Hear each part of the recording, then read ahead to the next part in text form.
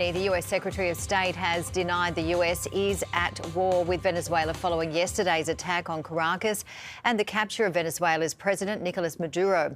Speaking to NBC's Meet the Press, Marco Rubio says congressional approval was not needed for the attack. There's not a war. I mean, we are at war against drug trafficking organizations. It's not a war against Venezuela. We are enforcing American laws with regards to oil sanctions. We have sanctioned entities. We go to court. We get a warrant. We seize those boats with oil, and that will continue. We will continue to reserve the right to take strikes against drug boats that are bringing drugs towards the United States that are being operated by transnational criminal organizations, including the Cartel de los Sols.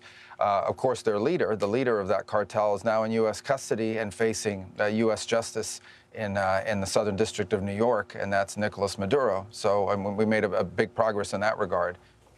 Mr. Secretary, who is in charge? Are you running Venezuela right now?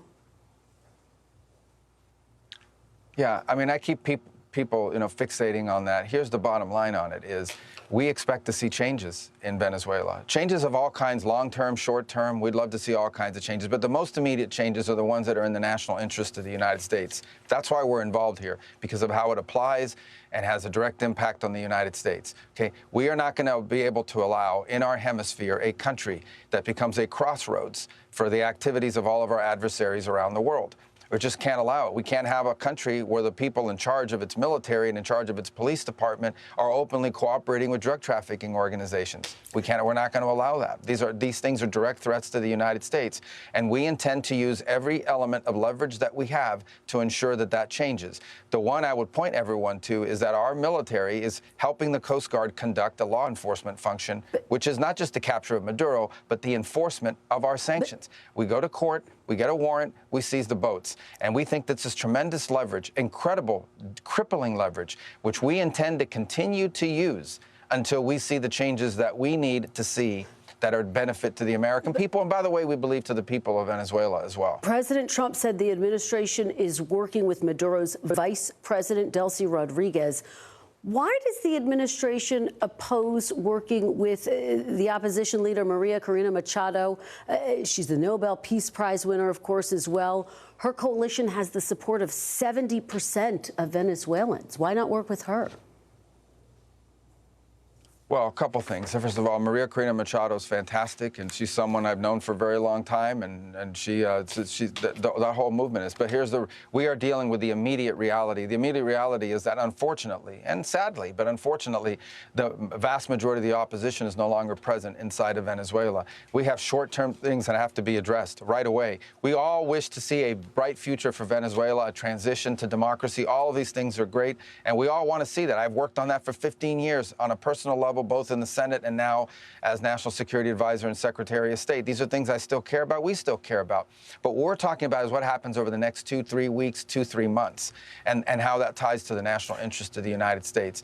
And so we expect to see more compliance and cooperation than we were previously receiving. With Nicolas Maduro, you could not make a deal or an arrangement. Although he, by the way, was given very generous offers. He could have left Venezuela as recently as, a week and a half ago. There were opportunities available for him to avoid all of this because he's not someone we can work with. He suckered the Biden administration into stupid deals. He's made a career out of not keeping deals and figuring out how to save himself by buying time. And President Trump was not going to fall into that trap. So now there are other people in charge of the military and police apparatus there. They're going to have to decide now what direction they want to go. And we hope they will choose a different direction than the one Nicolas Maduro picked. Ultimately, we hope this leads to a holistic transition all the way around in Venezuela, societal, political, all of that. We're in favor of all of that. But right now, we have to take the first steps. And the first steps are securing what's in the national interest of the United States and also beneficial to the people of Venezuela. And those are the things that we're focused on right now. No more drug trafficking, no more Iran Hezbollah presence there, and no more using the oil industry to enrich all our adversaries around the world and not benefiting the people of Venezuela or, frankly, benefiting the United States and the regions. Is the Cuban government the Trump administration's next target, Mr. Secretary? Very quickly. Well, the Cuban government is a huge problem. Yeah, the Cuban government is a huge problem. First of all, is that a yes? Cuba, but I don't think people fully appreciate. I think they're in a lot of trouble, yes. I'm not going to talk to you about what our future steps are going to be and our policies are going to be right now in this regard, but I don't think it's any mystery that we are not big fans of the Cuban regime, who, by the way, are the ones that were propping up Maduro. His entire, internal security force, his internal security apparatus is entirely controlled by Cubans. One of the untold stories here is how, in essence, you talk about colonization, because I think you said Dulce Rodriguez mentioned that. The ones who have sort of colonized, at least inside the regime, are Cubans. It was Cubans that guarded Maduro. He was not guarded by Venezuelan bodyguards. He had Cuban bodyguards.